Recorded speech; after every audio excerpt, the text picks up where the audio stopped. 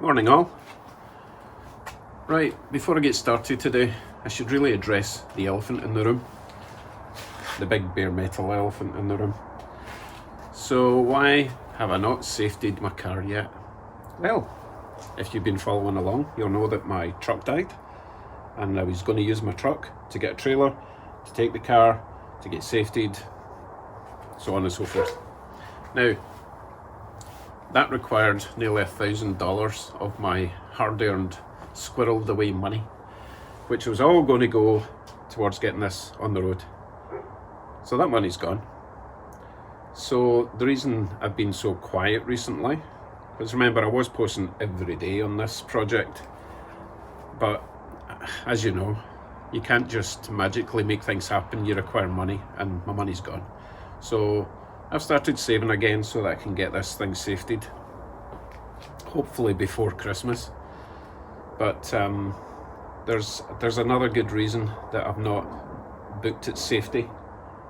I don't have windows in the driver's door and the passenger door, and the weather has been fairly damp and miserable, and I don't want to ruin the interior on its way to get safetied. So I'm looking for a window of opportunity within the next couple of weeks, but the weather is not really behaving. So that's where we're at.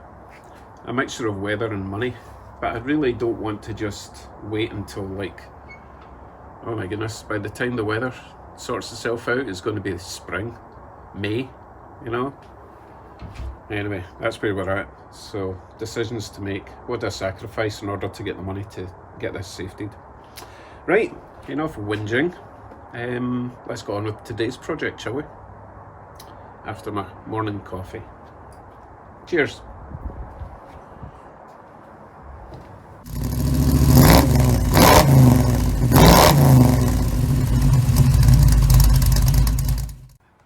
Okay then, let me show you what we're up to today. Today I'm going to try and sort out the rat's nest. Now I also have, hold on, my fan has decided to kick in. My tiny little garbage fan. Useless. It's really expensive and doesn't really do anything. But installing any sort of gas heater in here is dangerous because a mixture of highly flammable, closed quarters and pollution. Oh, you know what I mean. Fumes. Right, anyway, what was I talking about? Oh yeah, apart from the rat's nest, I've also got this gap at the front, which, yes, I should have closed that off when I had the body off, but I didn't know where all the wires and cables and everything were going to be getting routed. That's why it's still open. So I need to make a cover for that hole there. Otherwise, it's not really an effective firewall, is it? But first things first, if I get all the wiring tidied away in conduits and tucked up behind the dash, then I'll have more access to fill that hole. Other things that need to go from the dash to the front will be my choke cable, and another couple of wires I need to sort out for like those new fog lights I fitted. I need to wire them up as well with a switch, in case you didn't see them. I don't know if you've seen them in the daylight. I don't think you have. I think they look great. I've got like 99% support. There's only a few people that don't like it. Aussie Jazz. And also my son. My son doesn't like them. But I'm kicking him out soon anyway, so it doesn't matter. Right, what have I got? Wires, connectors, and all that stuff. Okay, let me set this up in the car and get on with it. So where does one start with such a mess? I'm going to start with marking all the wires coming from the fuse box, okay? I write down what they are on a bit of tape, wrap it around that side of the wire so that when I unplug it I know where it's coming from and where it's supposed to go.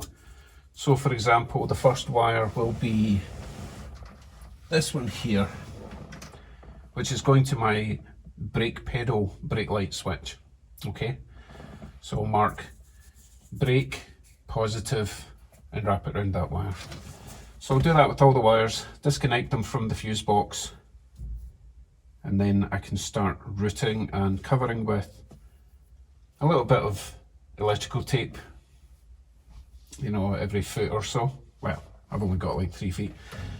Just to hold them together, and then when I'm happy with the routing, I'll put the conduit round and hopefully find something behind there to attach it to.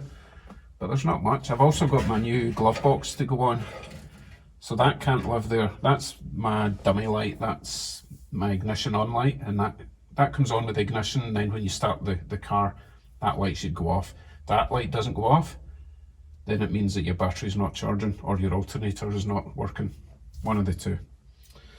Okay, let us fire ahead with tagging, taping up, conduiting, if that's a thing.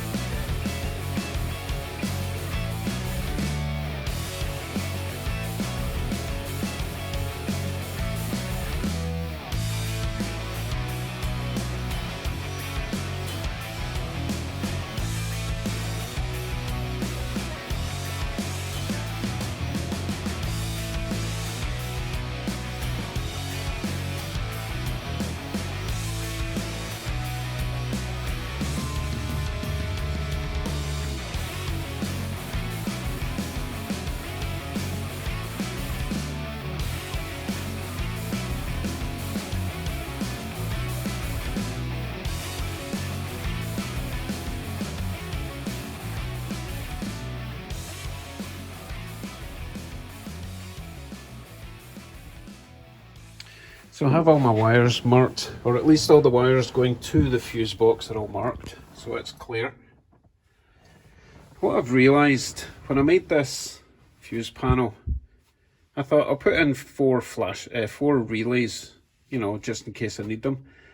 As it turns out, I'm not actually using any of them. I was using one of them for the horn, but that was based on using my big Awuga horn, which stopped working. So I don't need a big fancy relay for a little simple modern horn, I just need a fuse. So I might actually remove those relays, maybe leave one somewhere, which means I don't need them, I don't need that big panel there. And I might fit another little fuse block, because I don't really like bunching all the wires together to use the same fuse. I would rather, you know, have another block, and it's only like $10 for a new block, so I think that's what I'll probably do. It's an old car, it doesn't really need to relays. It's got one relay for the electric fan, but that's at the front, which is where it should be, you know, as close to the fan as possible, so that you're not wasting all that thick wire. Right, so I've got all this nonsense to clean up, but before I do that, I actually need to wire up the lights behind the gauges, and they will all share one wire. So they all go, let's say, I think they're usually white wires, so there'll be a white wire coming out of there. That one's a bit different because it's old school. That'll just have a straight bulb going to it, so I need to wire that up a wee bit different. And the tack will have a little white wire. So they all get bunched together, and they're only using tiny little bulbs, they're not going to draw a lot of power. So they all go to my GM light switch, and that terminal that's left, that is the dimmer switch terminal. So they will all get wired to that, and this whole block gets earthed from here to the body somewhere. So a bit more complicated than I first thought. It's no point just shoving them out the way. I need to actually route them all properly and wire them all properly. So I think I will start with the gauge wires, the lights for the gauges, and also I'll probably move that one down to there just to keep it a bit more symmetrical. And I think ideally I'd like a little analog clock in there, if one such beast exists. I've been looking on Amazon and stuff to find one, but it's all these little tiny magnetic stick-on ones. I'd like a proper proper analog clock that fits in that hole. Okay, yap. Let me get on with some gauge wiring.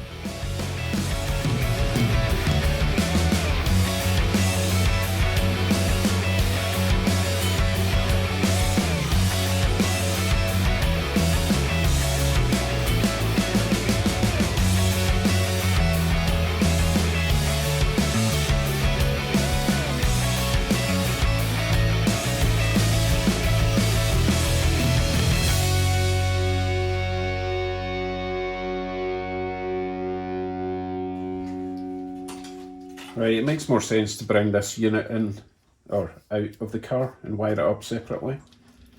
So I will give you a closer look at what is involved with the wiring of this set of 3 gauges. Stay. So these gauges are very similar, except for the middle one. Except for that one. These two require a signal wire coming in. That one doesn't. That just requires a positive and negative. Basically, it's just taking a feed off the battery and it tells you what voltage you're getting. But they all require separate power in for the lights. So I can hook these all together for the power for the light, for the dash, for the gauge light, which comes off the dimmer switch, the GM dimmer switch. So first of all, let's get rid of all this nonsense at the back, because it's all just random screws, random wires, different sizes, just whatever I had at the time,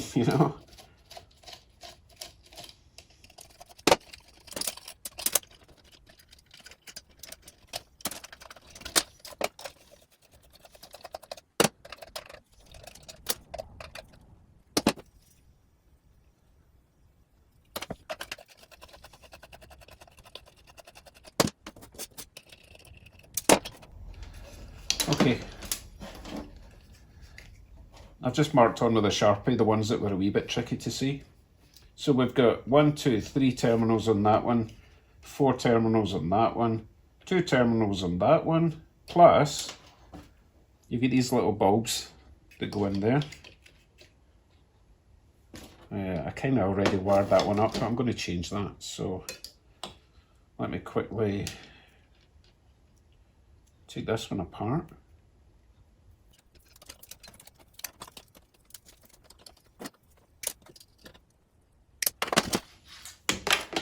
Okay, so we can start afresh.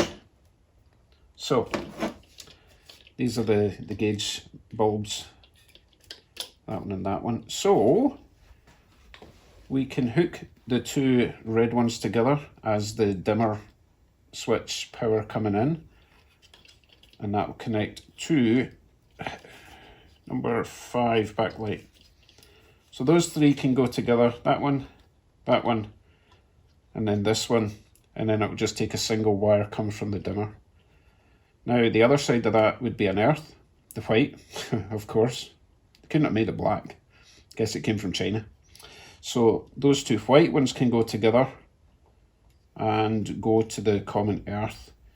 Now basically I only need 1 earth to feed all of this, because it's all going to earth anyway. Okay. What I will do first though is test these bulbs, make sure they work, because they'll be a pain, because I think they're integrated into this wiring system. Yeah, so I'm not going to be able to replace the bulb. I would have to replace this whole section. Hopefully they last forever. Okay, my wee bulbs are tested and working fine. So I think before I wire it up, I'm going to put these clamps on the back, like so. That one's got a screwy clamp thing, which I've tightened first. Right, let me tighten these on, wire these up, and then get this little unit finished.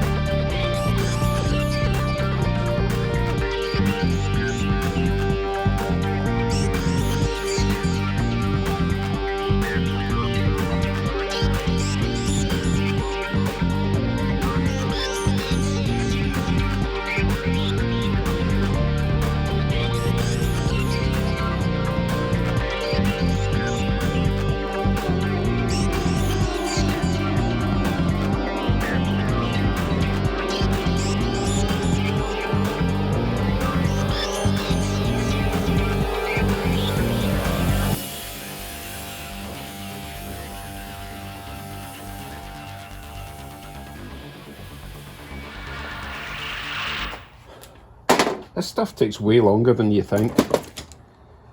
Right, this unit is wired up. I've got this wire that's going to go to the dimmer switch. So I will put a bit of white tape on that. I'm not sure yet how I'm going to connect it. It'll either be one bullet connector or it'll take a feed off of the other dimmer lights going to the other gauges. This is the earth for everything. It's a decent gauge wire, should do the job. And this is the main power for all the gauges. Again, not sure if I'm going to add a bullet connector or take a feed from the other gauges. But that's as tidy as I'm getting it. Obviously it would be much neater if you bought one of those expensive wiring looms from Speedway, but that'll do. So once it's in, you won't see the wires. Okay, what's next? Oh, lots of stuff is next. Let's see what's left in the dash. So much to do. You thought I was just going to tuck it under the dash, didn't you? Not that easy. Right, unfortunately it's going to have to wait because the honey-do list is calling. I need to get the Christmas deckies up. That one goes up there. We've got some lights around there for now. But we need to go a bit more Christmassy, don't you think? Tell you what I will do. I will test the gauge lights just straight to the battery for now. Make sure that they work and then at least something's good to go.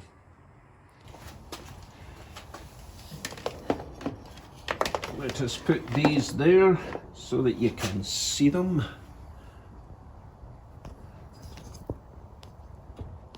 No idea how bright these are going to be.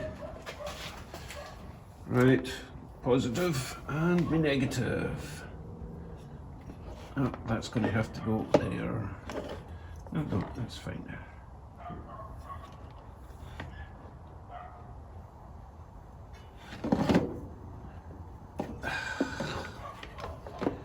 I just spotted something there that I wasn't expecting because I've never lit these up.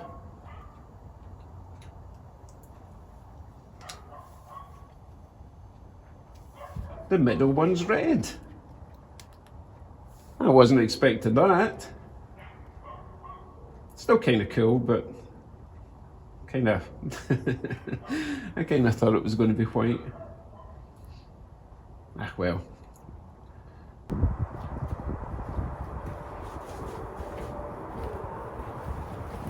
Right folks, you probably noticed by now I'm a bit demotivated. So I think the only thing I can do to get back on track is just make a decision that I'm going to get this car in, regardless of the weather, get a trailer, get it to safety, just to get me going. I need a goal in life, you know, and just whenever isn't really a good goal. So that's what I'll do. I'll plan ahead, but I'm not going to do the whole countdown because karma's a biatch, as you know. Okay, thanks for watching today. Just a bit of a get back into it type video. It's a lovely day, probably the last nice day we're going to have for a while, so I'll get these Christmas decorations up. To all my friends down south in America land, have a great Thanksgiving weekend. Eat lots of turkey and don't feel bad. Take care everyone.